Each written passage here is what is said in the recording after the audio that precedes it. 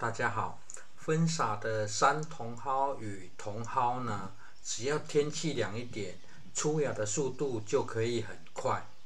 而新進的土壤有一個很大特色，除了容易長草，也容易長龍葵啊。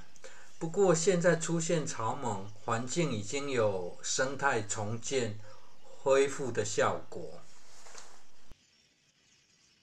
而這種帶有大量草籽的土壤，先使用在封閉的菜叢裡，會比較容易控管。現在為了方便管理與拍攝生長進度，龍葵就直接拔起吃掉，不採用反覆採收的方式。龍葵這種作物非常特別，特別是有略帶苦味的口感。不帶苦味還不好吃啊，而喜歡這種野菜的人又以中老年人居多。就算是從都市回鄉下的長輩呢，也都習慣問有沒有龍葵啊。而龍葵這種菜因為野性很強，在鄉下幾乎很少人願意用菜地來種，隨處可長，尤其只要有長過的位置呢，隔年時間到了，就會自動再長出來。喜歡吃又不喜歡用菜地種呢，情願四處東摘西摘，也是另一種摘採特色了。而若是想要集中種植，方便管理，只要拔幾顆黑色成熟的果實，在裝水的容器裡壓迫，種子的數量就非常多啊。攪拌後，讓種子分散均勻，再進行分撒。因為種子比較小，剛壓迫時又是濕的啦，利用水會比拌到沙土裡更容易分散。整理山茼蒿的過程，就先割取一點來嘗鮮啦。而山茼蒿也是一種有特殊氣味的菜。特殊的氣味接受度上會比茼蒿低啊。少量多樣的種植方式，只要種植幾棵，採用割取的方式呢，就可以反覆採收啦。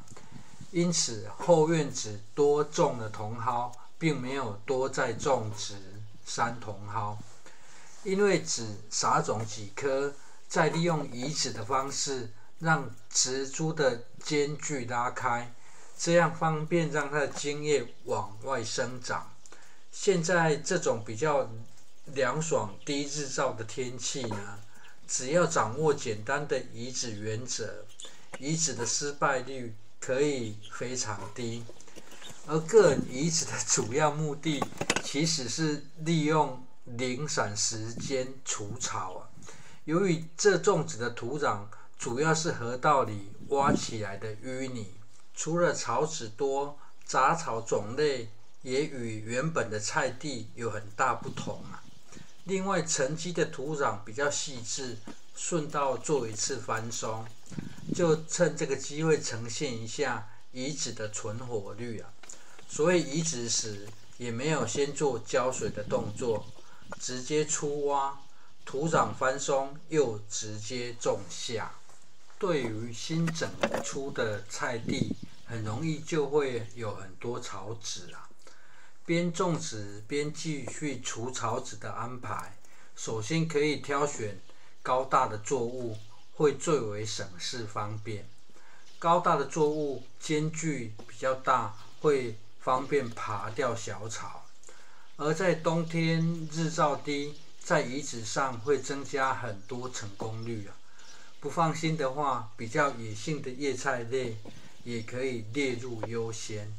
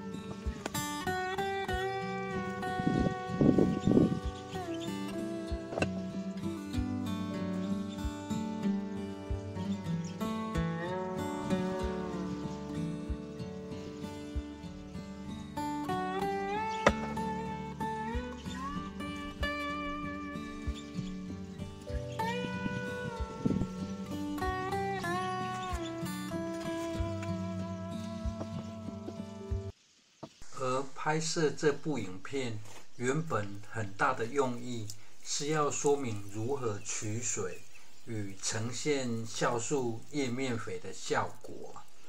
雖然現在是就地移植，移植後的澆水動作一樣不可少。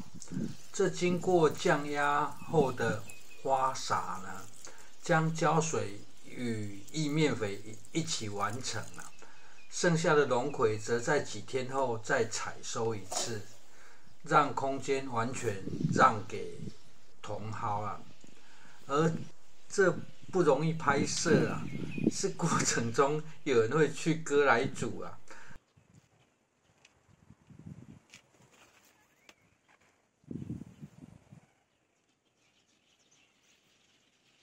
這是經過2個星期後的狀況，一旁的茼蒿生長狀況已經跟了上來。豬舍原本的飼料槽，則是在試菜、試土壤、試濕度了。英蜜小番茄雖然還沒有開枝散葉爬滿母豬籠了，不過已經有開花的現象了。最後看到的是紫薇小白菜了，要當小白菜吃的話，早就可以拔了，但是這還陸續進行移植啊，要單株化種植，目的是要讓小白菜長成大白菜了。進入半包覆的狀態後，莖部會變成非常非常好吃啊！有機會種植的話，可以移植幾顆，讓它長成大白菜，口感與價值會大大提升啊！以上分享，謝謝收看。